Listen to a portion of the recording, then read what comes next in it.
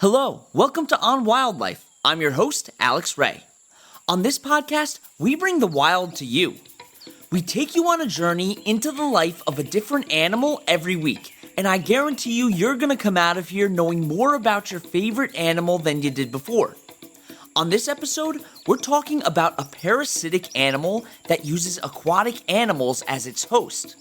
These animals have been successful on Earth for millions of years, and luckily, I have Dr. Michael Wagner, a professor at Michigan State University, on the podcast to talk about them.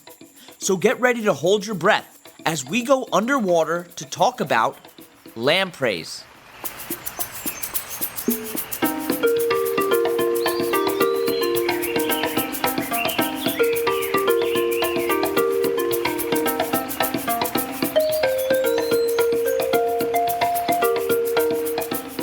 There are 43 different lamprey species, and as I said in the intro, they're parasitic.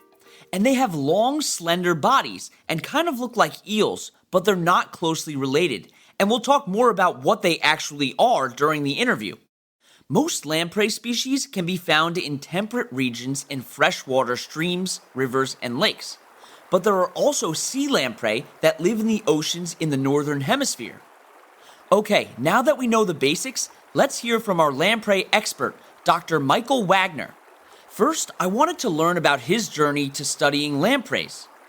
So I'm a broadly trained aquatic ecologist. My background is actually in marine science, working in the oceans. But after I finished my undergrad degree in marine biology in Texas, I was burnt out on school like a lot of people are. I wanted to work, I wanted to do something, and I ended up working for the EPA. And I had this sort of life-altering experience while I was there. And it was a realization I came to later. I was 20 nothing and didn't really know anything at the time. But I came to realize that the agencies weren't particularly good at using science. And the deficit wasn't the science. The deficit was the scientists.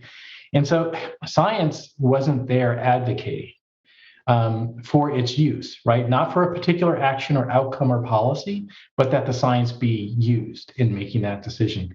Because it requires somebody to communicate that and to communicate it in terms that are meaningful to people who make decisions.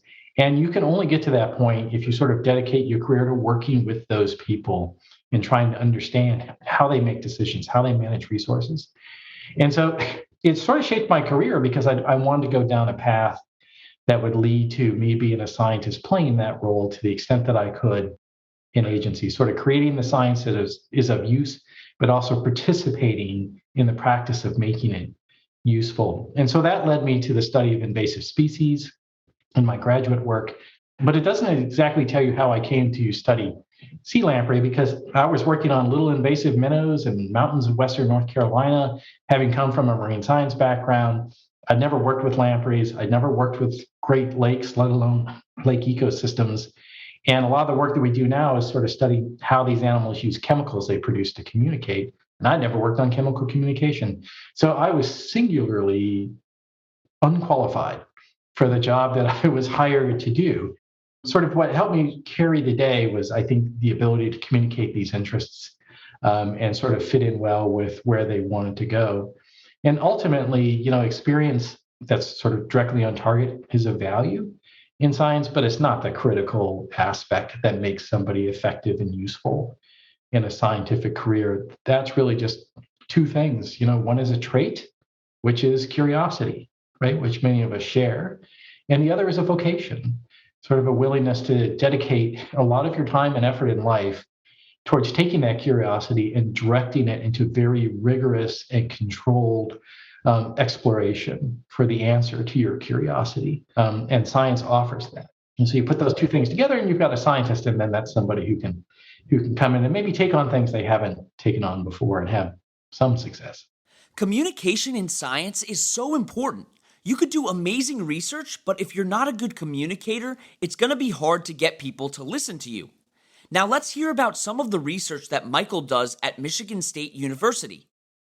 Sure. So sea lamprey are invasive in the Great Lakes. And so the interest in understanding them derives from a desire to find efficient ways to control them. I'm someone who studies the behavior of fishes. right? And I'm very interested in behavioral mechanisms, sort of how animals make decisions, what the consequences of those decisions are, but more particularly, what information do they use to make those decisions, and how might we manipulate the presentation of that information in the environment to cause them to make decisions that they wouldn't otherwise do, which in this case might promote their failure, that they do worse. In other cases where we want to conserve lampreys in other parts of the world, the same sort of manipulations can be performed to help those species. So I'll give you an example. One of the fascinating things about sea lamprey is that they spend almost the entirety of their lives at night. They're nocturnal species, and they're mostly solitary. And so they have this fascinating life, where they migrate out into oceans or here the lakes, hundreds and hundreds of kilometers, maybe thousands of kilometers of movement. They attach onto fish. They get drug around by their prey. And after doing that for a couple of years, they drop off. They have no idea where they are. And yet they have to navigate back to a coastline. They have to navigate into a river with suitable habitat and potential mates for them, all without any knowledge of what any other lamprey is doing, because they're on their own in the dark. One of the senses that they rely on very heavily is their nose, right? And we think also sort of the ability to detect pressure. And so the nose becomes important when they get to the coastline, because what they're smelling for is an odor that's released by the larvae of sea lamprey. The larvae are these cute little harmless animals that live in the sediments and streams for typically about 4 years, consuming organic matter, sort of performing ecosystem services. They're beneficial generally in the ecosystems that they come from in this state. But because they live there for 4 years, the odors that they produce, the chemicals they put in the water, the fishes evolve to recognize. And it tells them sort of something that's really important to them when you're trying to pick where you're going to reproduce. And so sea lamprey are like salmon in the sense that they spawn one time at the end of their life and they die, right? No parental care. And so they're looking for a good neighborhood to raise their kids, just like us, right? So why did your parents pick the neighborhood they do if they had a choice available to them, right? Good schools, low crime rate, what are these things? They're correlates of your future success, right? If these things are there, my kids are likely to be successful. What this odor of the larvae do is say, hey, there's multiple generations of larvae here doing just fine, right? It's an indication of success. So you're in the right place to spawn because your offspring will do well. And if other lampreys are following that same signal, they'll show up at the same place, right? So you'll have mates available to them. But like any organism, including us, if we become inordinately attentive to a single source of information, we become easier to manipulate. And so when they make these decisions about where to go, which river to enter, they are relying on these odors to be true. That if the larval odor is present, that is a good place to go. Another odor that we study very heavily is called an alarm cue, which is chemical compounds in the tissue of the animal that when it's attacked, and the skin is punctured by a predator, it's released into the water, and it labels a space that you should avoid. And so when we put these odors in the water in experiments, they'll swim towards the larval odor, they'll swim away from the alarm cue. So we can push and pull the odor in different directions.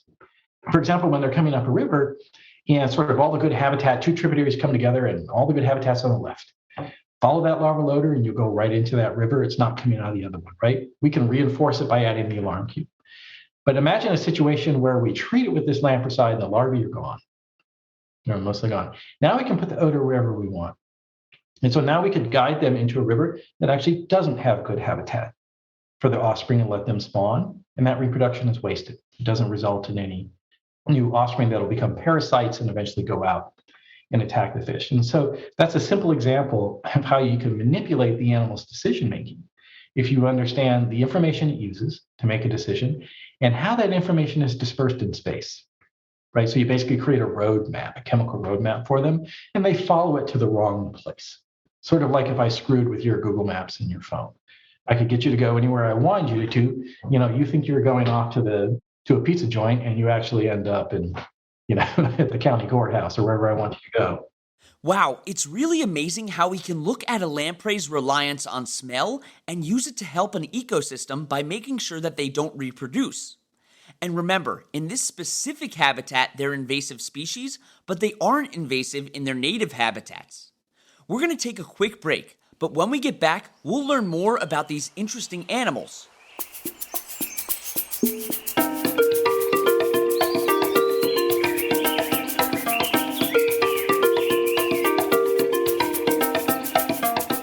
science word that I want to talk to you about today is gel electrophoresis.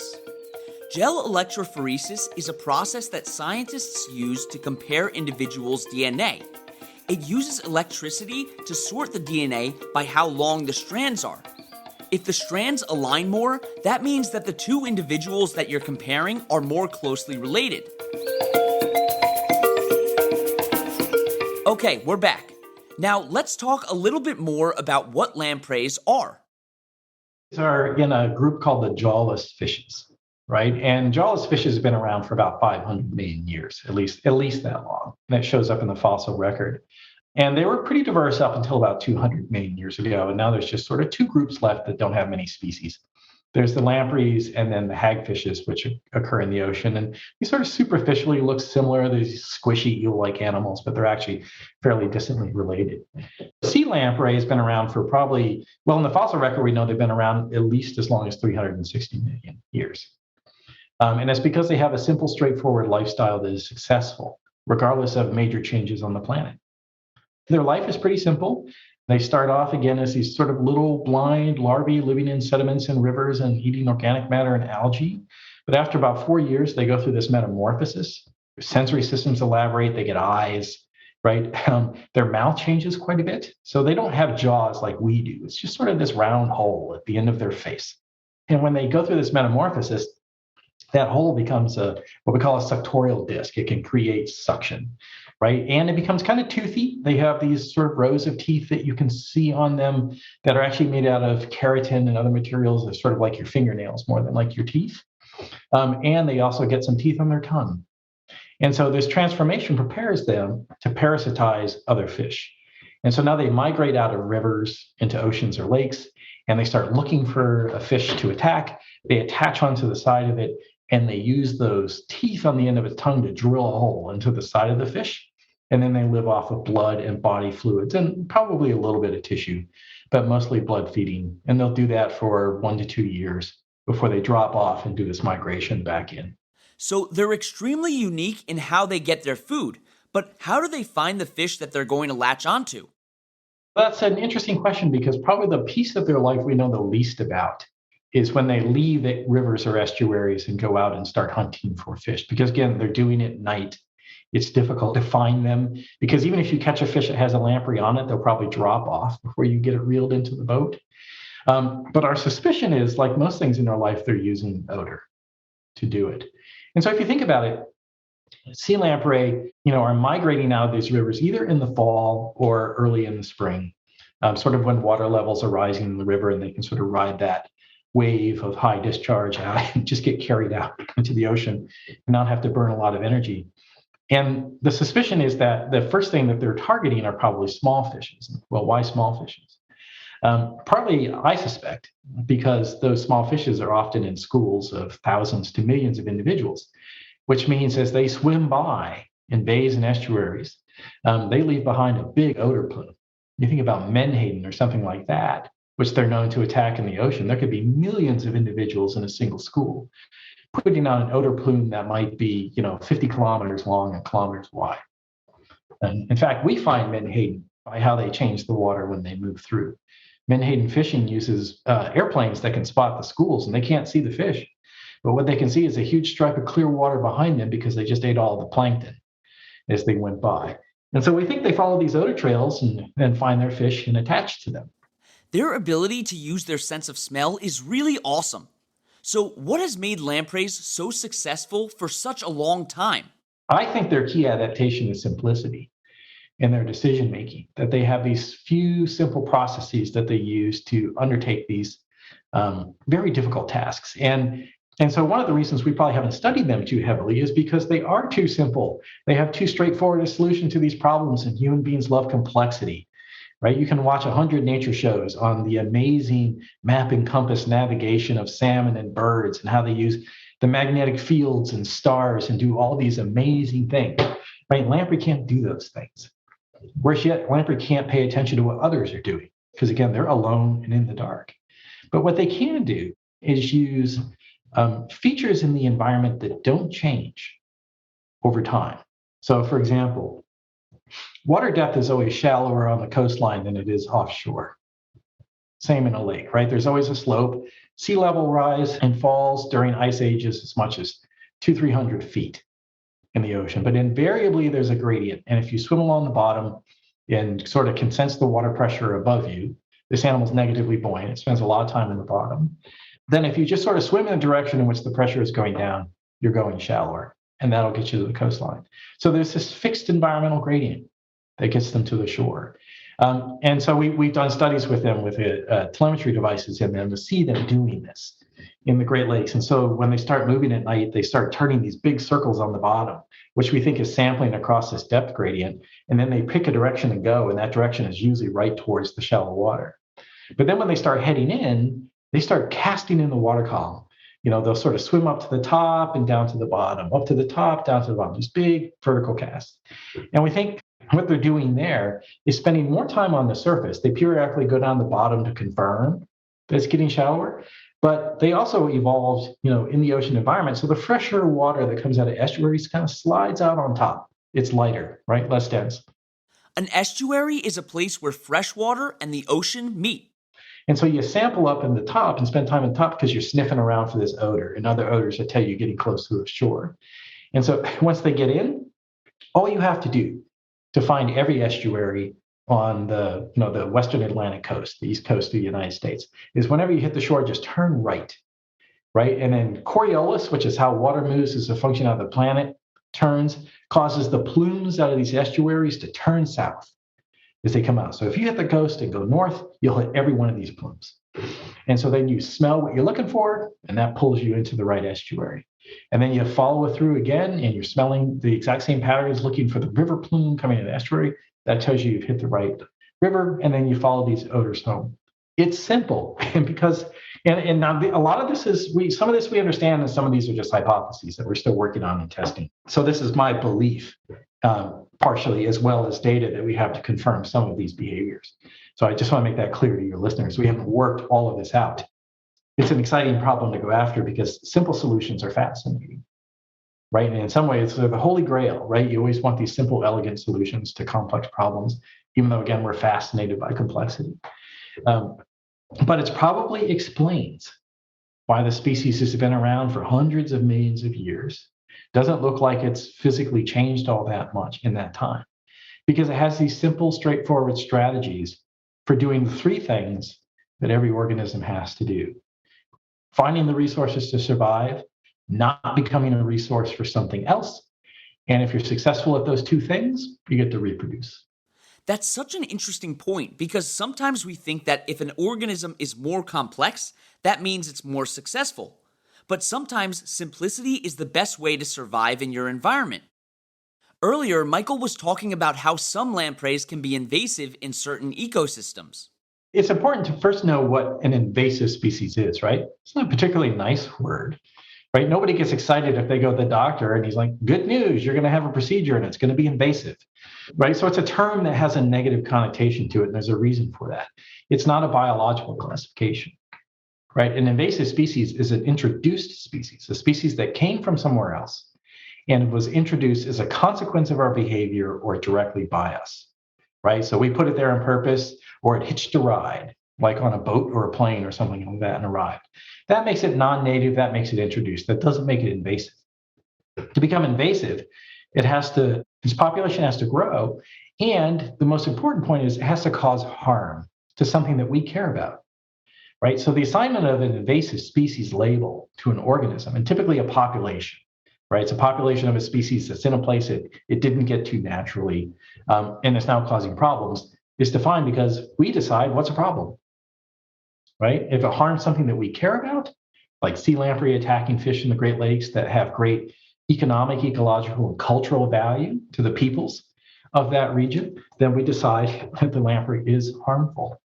And so it's that introduced, becomes widespread, and causes harm to something that we care about is what makes a species an invasive species. But again, it's not an invasive species. More accurately, it's an invasive population, because everywhere else the sea lamprey is in its native range, this is not a problem.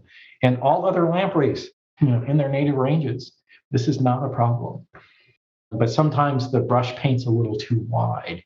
And in places in the world where they're trying to conserve lampreys, native species, even in places where, in the United States, where we're trying to conserve sea lamprey in its native range, or Pacific lamprey out west. It helps for people to understand that it's a value judgment that we impose, and an important one, right? But it doesn't apply to all the species of lampreys, and it doesn't even apply to all the populations of sea lamprey. I'm so glad that Michael brought this up, because it's important to remember that no species is invasive in its native habitat. So having that negative connotation attached to that animal can be extremely harmful to their populations. So what are some of the reasons why lampreys are important to the ecosystems that they are native to? Why do we value species is an important question, and their ecological role is one, right? But if we view it sort of through the lens of direct benefit to us, sometimes it can be sort of hazy. So, I think the deeper question is whether any one species has lesser or greater inherent value than another. And so I think largely the answer to that question should be no, particularly in the face of the fact that we're losing so much biodiversity on the planet that we should strive to keep those that we have because we have great opportunities to learn from them. But in the ecosystems where they're native, particularly during this larval phase when they're in the rivers, they're beneficial because they're, like many organisms, they're taking energy that's available at the bottom of the food web in the form of detritus, breaking down plant material and algae and converting it into animal biomass, which then can be consumed by other predators in the system. And so it sort of helps fuel the ecosystem's food web in that perspective. But the other interesting thing that happens is when they head offshore and feed, they get much, much larger. When they're leaving these rivers, they're little pencils. And when they come back, especially in the ocean run, they might be a meter long fish, right? They don't, not as common, but they do get that big. And they acquired all that biomass out in the ocean. And when they migrate back in and spawn and die, they leave it behind in the river. And so it becomes an energetic supplement to the systems as well. But the value of them to the ecosystem is that other organisms have evolved to take advantage of their presence, right? And so the ecosystem, as we understand it, functions with them present. And that's sort of the fundamental argument for preserving native biodiversity wherever you can. So they're really an integral part of the food web. Next, I wanted to know what we can do to help lampreys. I think number one on the list, the starting point is always awareness, right? Be aware of sort of what's going on in these ecosystems and why it's important to care for these animals. I think those who work on the conservation of native lampreys or even sea lamprey only in its native range would argue that because the species isn't commercially exploited by us, that they're not paid a lot of attention to. We don't have a deep personal connection with a lot of these animals, one, because people don't find them as cute as I do. But if you saw the larvae, you might change your mind. But the other thing is when an animal lives its life at night, and underwater, those are two circumstances that people don't usually like to find themselves in, right? And so we just don't interact with them a lot. But a lot of the Native American cultures in the US and the First Nations in Canada do have deep cultural connections to these species as part of the ecosystems and want to maintain them, right, as part of the natural world. And so I think the first step for most people is learning about the types of species that aren't the spectacular ones that are talked about all the time, right? The whole of the ocean is not filled with salmon and tuna and nothing else, right? These other fishes are out there, and the preservation of biodiversity requires that we attend to their presence and think about them. But the other is to think about your values in sort of how you consider species and ecosystems. One of the things I suspect that's happening, if it is, it would be fascinating. I don't know, you'd have to ask a sociologist. But I suspect people's values are going to change over time about at least introduced species, if not invasive species. Because folks your age have probably never known an ecosystem that didn't have a whole lot of introduced species in it, right? That's the world now. We've sort of spread animals around and plants quite a bit. And so while the generation that taught me very much value sort of a backward looking, let's restore to a historical condition and try to preserve as much of that biodiversity and functioning ecosystems as we can, it might be a bit different now where the world's been repainted by this biological rain that we've sort of brought down on it and modifying landscapes and habitats and everything else. And we need a new vision forward about what the world can and should look like. And that's informed by people's values. And so if you care about native species where they're native, learn about them and participate in the discussion. Management agencies are always looking to understand what it is that people want, because they're typically not charged with, for example, regulating natural resources in and of itself. They're charged with that because people decided that the preservation of those things are valuable to them. And that preservation is not just of the species, it's also of the opportunities that the native species provide. So why do we work to preserve lamprey on the West Coast? Because of its great cultural and ecological value. Why do we work to reduce the population and manage it in the Great Lakes? Because it causes harm to the native species, particularly things like lake trout and whitefish in the system that did not evolve to withstand the attacks of sea lamprey and are vulnerable to them. Both actions are in service to the same goal, right? What it is that we want to do to protect our ecosystems and maintain our connection to the land, to the water, and to the organisms that are in there. And so that's something that involves the animals and science and policy and management, but also people and values. And those things only enter the process, sort of to cycle back to my first experiences at EPA, if those voices are at the table and those voices are raised, that people actually speak. And so that's what I think people can do. Find out how these decisions are made, find out what their role can be, and involve yourself. That's why it's vital to educate the people around you about animals like lamprey, who you might not have even known were a thing before this episode. I want to thank Michael for coming onto the podcast because that interview was so informative and it helped me put things like invasive species into a different perspective. If you want to help lampreys and their habitats, you should check out OceanWise, Great Lakes Fishery Commission, and American Rivers. Thank you so much for coming on this adventure with me as we explored the world of lampreys. You can find the sources that we used for this podcast and links to organizations that we reference at onwildlife.org. You can also email us with any questions at onwildlife.podcast@gmail.com. And you can follow us on Instagram at @on_wildlife or on TikTok at @onwildlife. Don't forget to tune in next Wednesday for another awesome episode. And that's On Wildlife.